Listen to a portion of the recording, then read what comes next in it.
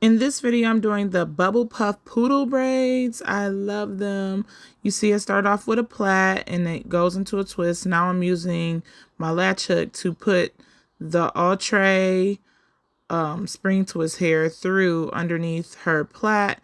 And I'm just using, if you have ever used that hair, it's usually one single lock, and I just split that in half and I put one this horizontal and one vertically.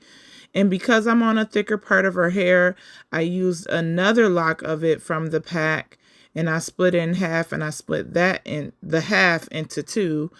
And then I'm going to put it through, because you can see right here, I'm trying to see if you can see her plait through the Marley Puff-ish spring twist hair. And if I can see it, then I'm going to add more.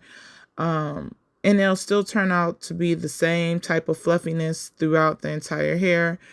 If you are doing this style, you want to make sure you don't make it to where it's like swallowing your client's face in a sense. But you see, I'm adding that one part from the extra just to cover up the plait, because that's what you want to do before you add the rubber bands. And you see, you cannot see her plait. So that's pretty much what you want to do when doing this hairstyle. You can also do it smaller, but you will, of course, like break the lock in half and you would make the plaits a lot smaller. But in her case, she has large, and I was so happy she let me do it. So I probably went down like half an inch, probably, like, if you think about the lines on your fingers, probably went down on my pointer finger to my second line of my hand. And that's pretty much how I spaced out the rubber bands. But to be honest, I eyeballed it. And I think that's the best way to do, because you can really see. And as you bring it through the rubber band, you're going to fluff it. You're going to pull her plait through.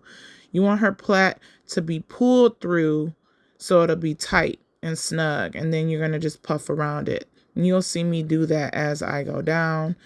I didn't count how many rubber bands I use per braid, but you can use as many as you want. You can make them as close together as you want. It's really up to you and the look you are going for. She literally sent me this look. I never did it before, but once I did it, I was in love.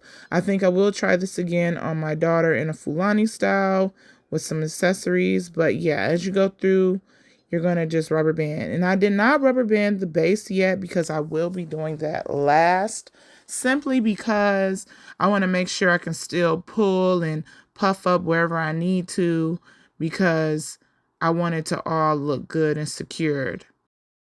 Once I get done with the completed braid and I've did all the fluffing and made sure everything like her plait was tucked away, then I do the base. And I think that is the best way to do this method, because when you have it tight and then you're pulling and all of that on your client's head, it's not cool. Not to say that these rubber bands are tight. You also do not want to make the rubber bands tight, especially at the base of your client's head, because it will hurt. Also, you do not have to have the plait tight at all, because you want to make sure you can fit that latch hook through. If it's too tight on the scalp, it's going to cause a lot of tension. It's going to hurt. But to make it look tight and firm, that's why you put that last rubber band at the baseline. But as you can see, I am halfway through. Also, the length is so many different lengths you can get. I did more of a mid-back length for her. That's what she wanted. But you can also make them longer if you want to. And yeah, but you see, I'm just slowly working my way down. I'm not rushing, because I want to make sure this is all nice and tucked away and it looks good and even and all that good stuff. If you haven't already, please subscribe. Hit that bell so you know when I'm posting. Let me know what you thought about this hairstyle. Comment below if you'll try a hairstyle like this. If you would you do it this exact same size, or would you make them smaller? And yeah, and if you have any questions on how to do it and you want a longer video, more in depth, more specific, let me know as well. Also, give a thumbs up if you like it. And yeah, but I just really love this hairstyle. It's really cute. If you're wondering how to maintain this hairstyle, I would recommend doing exactly what you do when you wear box braids. Definitely want to moisturize your scalp because this type of hair could really dry your scalp out. Now you see I'm at the end of her hair and I'm just fluffing. You go as far as you can and then you're going to see me bend up like right here and wrap around like you would like if you were doing a faux lock around a rubber band, and then you're going to secure it with another rubber band once you get done. And that's pretty much how you do it. It's really lightweight. So I don't want you guys to think that this is not lightweight. And the way you tie this down, you tie it down just like you would with box braids. And yeah, I would not recommend getting your hair wet with this because it would be hard to dry it. But this is pretty much how I did it. Now you see I am securing it with a rubber band at the base. And I'm not making it tight. I'm just securing it and make it firm enough. And that's pretty much how you do this style. So yeah, and you can accessorize it to what you like. I hope you like it. I hope you try it.